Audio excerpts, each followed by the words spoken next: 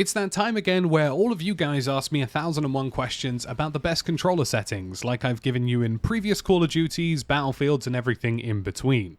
And in this video today, I'm going to give you the best settings for Modern Warfare 2 and for Warzone 2 that will make your controller perform as responsively as possible. Now, this game features seemingly a bit more recoil than we've seen in the past, which means precise adjustments and responsiveness are going to be super important. Now, this is taken from the beta, but the overall launch should have the identical settings that you're going to see here today, so make sure you use both of these for both the launch and for the beta on any given platform, PC, Xbox, or PlayStation. Now, before we dive into the controller settings, there is something really important that you should know about the aiming and overall recoil input in Modern Warfare 2, and that is that it is entirely affected by your field of view.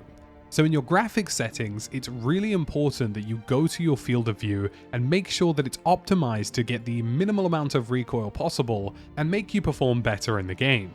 Now, most people don't know this, but higher field of views with the affected setting in Call of Duty Modern Warfare 2 and Warzone 2 means that you should see an overall reduction of visual recoil. The reason for this is because the camera is dragged further backwards in terms of your perspective. It means that the overall movement on screen is dramatically reduced by this zoomed out effect. Now, I personally play on 120 FOV because I think it's best, but anywhere between 100 to 120 is most optimal generally speaking, and it can change depending on how far away from the screen you're sitting. If you're on a sofa further back from your screen, you might want somewhere around 105, 100. If you're up on a gaming monitor, 120 will probably work perfectly. But the important part is that you have the affected setting enabled, which is under the Show More segment. This is what will make the overall visual recoil in the game appear reduced. On the weapon field of view segment just below the affected setting, you also want this set to default. The gun will appear smaller in your hands, but that's what you want. You don't want it taking up as much of the screen if you're on a higher FOV. Narrow makes it almost scale upward, and the wide setting makes it appear smaller, so I think default is probably the best way to go on this setting. It's also worth disabling the other visual faff, whether you're on PC or console, weapon motion blur, world motion blur, disabling depth of field. These things, generally speaking, make the game feel more sluggish and look more blurry, which will reduce your overall performance, even if it's not directly tied to controller settings. Now let's dive into the controller settings. Now personally, I think the best button layout is tactical, and the reason for that is that it allows you to slide, crouch, and prone using your right analog stick, as well as dolphin dive in this game. It's a tap for a slide and a hold for a dolphin dive, although you can invert this in the advanced settings. Now, this is just better because you will always use a crouch or a prone or a dive way more than you're going to use your melee in this game. So I think tactical is the best way to go, and it allows you to effectively drop shot people and crouch shot people without having to move your thumbs off the stick, which is super important. Now, you can choose to flip your L2 and R2 if that's something you're into. On the default PlayStation controller, I do enable this because there are springs in the L2 and R2 which will actually increase your input delay, though you can change this in the game settings later on, which I will show you as well. If you have a Pro controller or a customizable controller, which allows you to increase the sensitivity of your LT or L2 and R2 and RT, that is definitely the way to go. You don't want that spring mechanism slowing you down. Vibrations and haptics, turn all of that off, it will just be a distraction.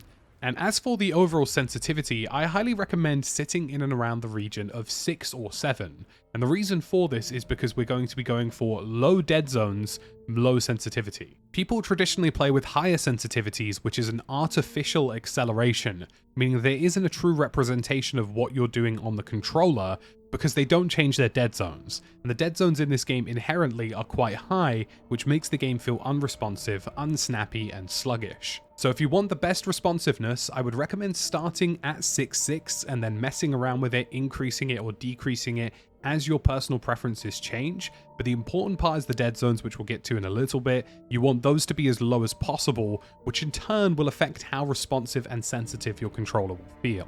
For the sensitivity multipliers, you want to leave those at 1.0. You don't want to have different sensitivities on hipfire. You don't want to have any different sensitivities with higher or lower range optics because it ultimately breaks your muscle memory.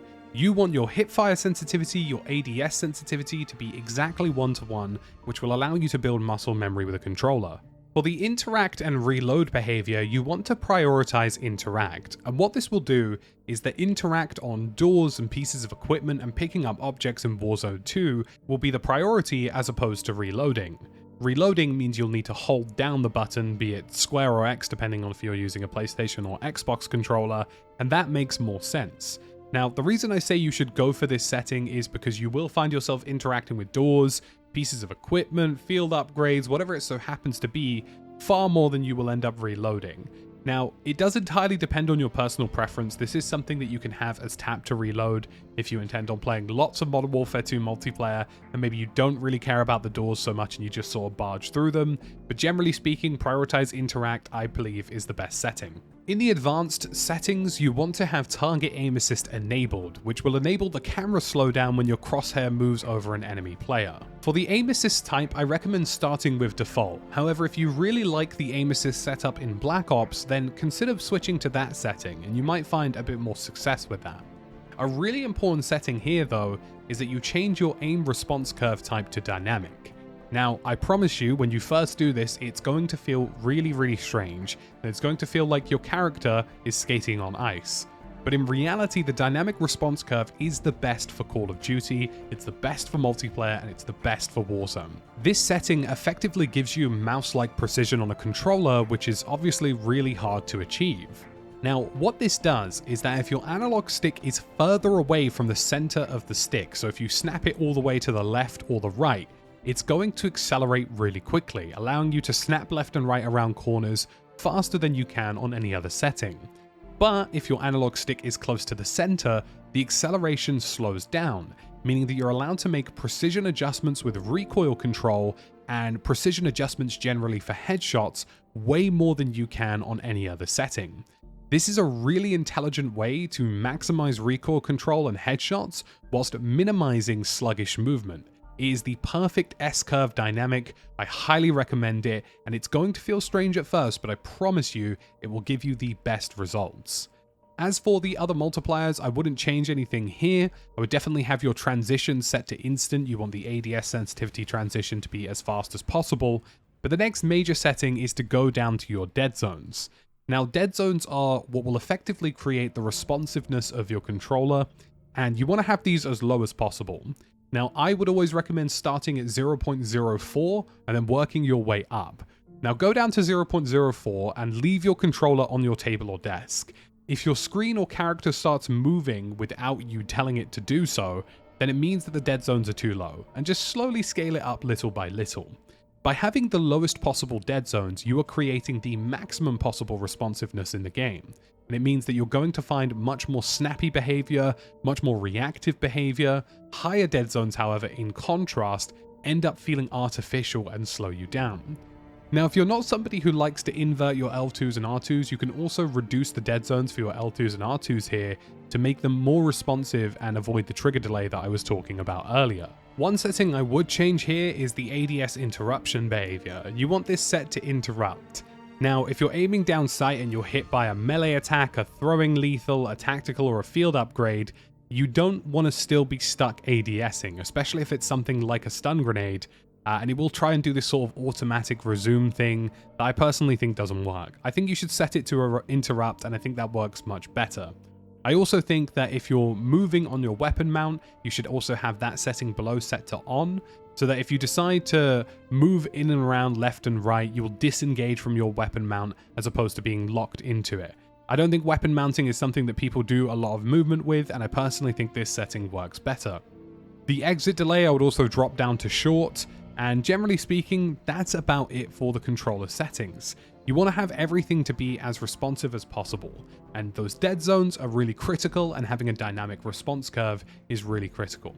These are, without a shadow of a doubt, the best settings for your controller. I promise you they are going to feel weird at first, especially with the dynamic response curve, and especially with the low dead zones, but after a while, you'll notice a radical difference in your gameplay, and the game response will feel much more responsive, much more snappy, and much more in your own control, as opposed to weird controller settings.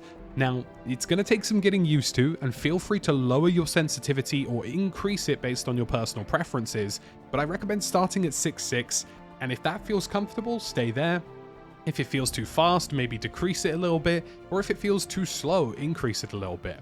But the overall idea here is to make what you do with your thumbs on your stick match as close to possible as to what happens on screen.